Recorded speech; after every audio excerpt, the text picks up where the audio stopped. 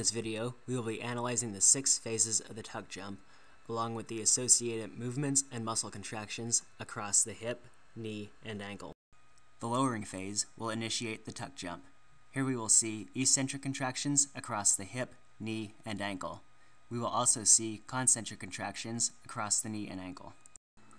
The gluteus maximus, semimembranosus, semitendinosus, and the long head of the biceps femoris will eccentrically flex the hip.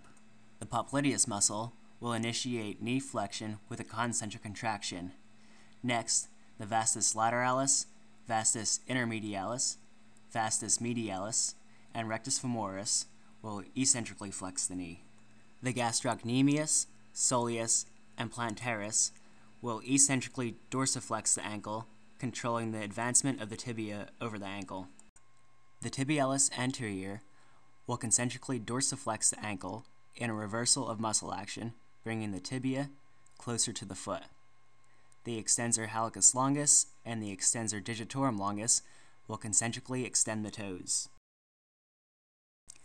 Following the lowering phase will be the takeoff phase, which is the first force-producing phase of this movement.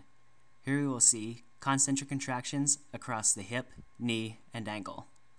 At the hip, the gluteus maximus, semimembranosus, semitendinosus, and the long head of the biceps femoris will concentrically extend the hip. At the knee, the vastus lateralis, vastus intermedialis, vastus medialis, and rectus femoris will extend the knee.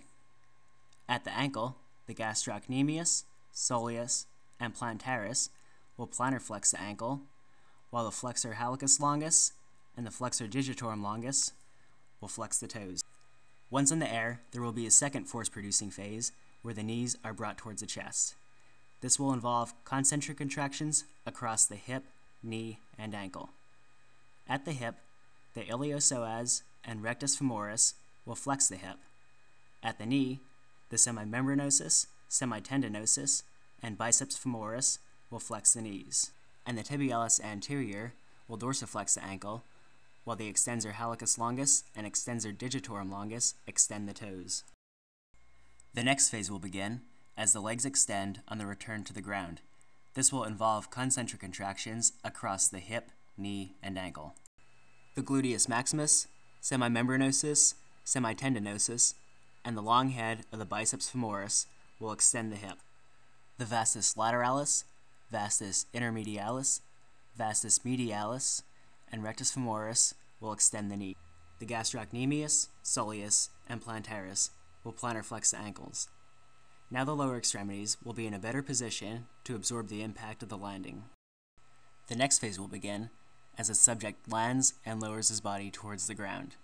This will involve eccentric contractions across the hip, knee, and ankle. The gluteus maximus, semimembranosus, semitendinosus, and the long head of the biceps femoris will flex the hip. The vastus lateralis, vastus intermedialis, vastus medialis, and the rectus femoris will flex the knee. The gastrocnemius, soleus, and plantaris will dorsiflex the ankle, while the flexor hallucis longus and the flexor digitorum longus will extend the toes. The final phase will occur as the subject returns to standing. Here we will see concentric contractions across the hip, knee, and ankle. The gluteus maximus, semimembranosus, semitendinosus, and the long head of the biceps femoris will extend the hip.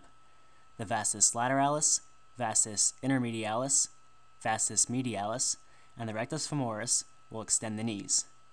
The gastrocnemius, soleus, and plantaris will plantar flex the ankle, while the flexor digitorum longus and flexor hallucis longus will flex the toes.